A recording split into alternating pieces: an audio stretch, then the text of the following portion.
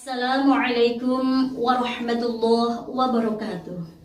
Alhamdulillah, puji syukur kehadirat Allah Subhanahu wa Ta'ala, karena di Ramadan yang terakhir ini kita senantiasa dalam keadaan sehat, dalam lindungan serta rahmat dari Allah Subhanahu wa Ta'ala, dan semoga senantiasa kita semua terhindar dari virus COVID-19 yang mewabah di negeri tercinta ini. Pada pertemuan kali ini, saya ingin membahas tentang keluarga Samawa versus predator narkoba. Apa sih keluarga Samawa itu? Di dalam Al-Quran, kata sakinah diulang sebanyak 6 kali. Dan menurut salah satu ahli bahasa dan sastra Arab, Ali bin Muhammad Al-Jurjuni, secara terminologi, sakinah yaitu adanya ketenangan dan ketenteraman hati yang dituntun oleh nur ilahiyah dalam menjalankan tugas-tugas keluarga. Mawaddah adalah adanya rasa saling mencintai dan menyayangi antar anggota keluarga, dan rahmah adalah adanya kelembutan hati untuk saling melakukan kebaikan antar anggota keluarga. Sahabatku semua, kalau keluarga sakinah kita terapkan, kita ciptakan dalam keluarga kecil kita, maka keluarga kecil kita akan menjadi sumber kebahagiaan. Anak-anak menemukan surga kecilnya, menjadi sumber inspirasi dan kasih sayang, serta keluarga bisa menjadi pondasi yang kuat bagi mental dan spiritual anak dalam mengarungi masa remaja dan masa dewasanya kelak. Di dalam kitab Ihya Ulumuddin karya Hujjatul Islam Imam Ghazali, di dalam bab Bayanu Thoriqi fi Riyadhis Shibyan fi awwali nash'ihim wa ta'dibihim wa tahsini akhlaqihim, yaitu apabila anak-anak dididik dalam kebaikan, maka mereka akan bertumbuh dalam kebaikan, dan apabila anak-anak dididik dalam keburukan, maka mereka akan bertumbuh dalam keburukan. Sahabatku semua yang berbahagia, terus apa relevansinya keluarga Samawa bisa membentengi dari kerusakan moral termasuk narkoba? Coba kita lihat. Menurut laporan BNN, Badan Narkotika Nasional, selama tahun 2019 ada kurang lebih sekitar 3,6 juta pengguna narkoba di Indonesia. Dan yang mirisnya ada sekitar kurang lebih 2,5 juta atau 80% penggunanya adalah generasi muda, generasi milenial. Dengan angka kematian sia-sia per hari kurang lebih 40 sampai dengan 50 penderita akibat efek global narkoba. Jadi, sementara bisa disimpulkan bahwa remaja adalah target utama bagi predator penghancur generasi agama dan generasi bangsa. Ada 3 faktor remaja terpapar narkoba. Yang pertama yaitu faktor individu. Di dalam faktor individu ini, mereka memiliki mental kepribadian yang lemah, gampang stres, bosan di rumah. Mereka selalu ingin mencari hal-hal yang baru di luar, dan mereka mudah tergoda. Faktor individu ini bisa diatasi dengan menciptakan keluarga yang samawa. Kemudian faktor yang kedua, yaitu faktor keluarga, yang mana di dalamnya orang tua sering cekcok, komunikasi orang tua dan anak terputus, di mana di dalamnya hanya ada amarah dan saling menyalahkan.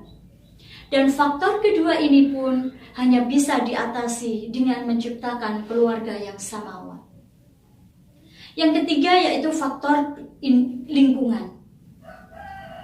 Faktor lingkungan ini tidak akan berimbas sama sekali apabila orang tua mampu menciptakan keluarga yang samawa. Sahabatku semua yang berbahagia, apakah pengaruh narkoba bisa dihilangkan dan dijauhkan dari kehidupan kita? Coba kita flashback kepada sirah nabawiyah pada masa Rasulullah SAW dan para sahabat. Di kota Mekah dan Madinah pada masa itu, masyarakatnya meminum khamr setiap hari dan secara turun-temurun hingga menjadi adat kebiasaan yang dirasa sangat sulit untuk bisa dihilangkan begitu saja. Akan tetapi dengan akhlak dan metode dakwah Rasulullah SAW, kebiasaan tersebut bisa dihilangkan sedikit demi sedikit.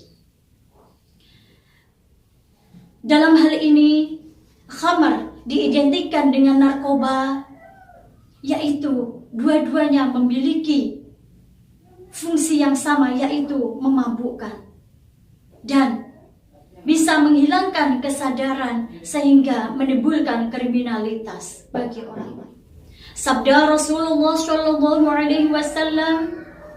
kullu muskirin khamrun wa kullu khumrin haramun. Jadi setiap yang memabukkan adalah khamar dan setiap khamar haram hukumnya. Allah Subhanahu wa Ta'ala sangat sayang kepada hambanya dengan menurunkan syariat dalam hal ini, yaitu syariat pengharaman khamar. Diturunkan dengan bertahap sehingga orang tidak lari dalam menerima hidayah. Di dalam kitab At-Tibyan fi Ulumil Quran ada 4 tahapan Allah menurunkan ayat pengharaman khamar. Tahapan yang pertama yaitu memberikan pengertian dan informasi dari mana khamar dibuat, yang tercantum di dalam surat An-Nahl ayat 67. Bismillahirrahmanirrahim. Wa min thamaratin nakhili wal a'nabi tattakhiduna minhu sakaran wa rizqan hasana inna fi dzalika laayatan liqaumin yaqilun. Tahapan yang kedua yaitu berisi informasi bahwa khamar lebih besar madaratnya dibandingkan manfaatnya, yang tercantum di dalam surat Al-Baqarah ayat 219. Bismillahirrahmanirrahim. Yas'alunaka 'anil khamri wal maisir qul fihima ithmun kabir wa manafi'u lin-nas wa ithmuhuma akbar min naf'ihima wa yas'alunaka madza yunfiqun qulil 'afw kadzalika yubayyinu Allahu lakumul ayati la'allakum tatafakkarun. Tahapan yang ketiga yaitu berisi peringatan bagi orang-orang Islam yang mau menjalankan sholat, dilarang meminum khamar karena bisa merusak bacaan sholat. Hal ini tercantum di dalam surat An-Nisa ayat 43. Bismillahirrahmanirrahim. Ya ayyuhalladzina amanu la taqrabus sholata wa antum sukara hatta ta'lamu ma taqulun. Dan tahapan yang keempat yaitu di mana Allah menurunkan ayatnya, yaitu pengharaman khamar secara mutlak, yang tercantum di dalam surat Al-Maidah ayat 90.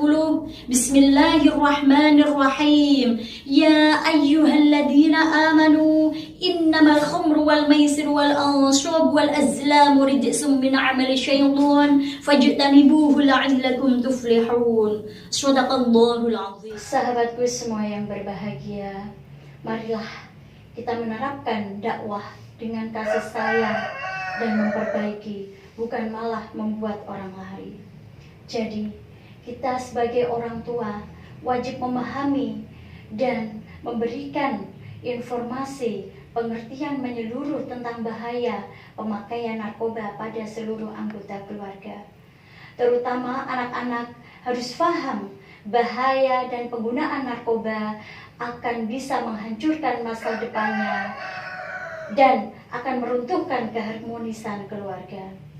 Kemudian yang kedua, ayo kita mulai ciptakan keluarga samawa di dalam keluarga kecil kita. Ayah, sesibuk apapun engkau, sempatkan waktu buat menjadi imam anak-anak sholat di rumah. Mereka butuh pelindung dan contoh panutan. Ibu, perhatian dan kasih sayangmulah imun terbaik bagi perkembangan mental dan rohani mereka. Ajarkan mereka ilmu agama dan pembiasaan akhlakul karimah. Yang ketiga yaitu buatlah aturan etika yang sudah disepakati bersama demi terciptanya keluarga yang samawa. Ingat, membentuk dan menciptakan sesuatu itu mudah. Yang sulit adalah memelihara dan melestarikan keluarga samawa. Sahabatku semua, demikian yang bisa saya sampaikan.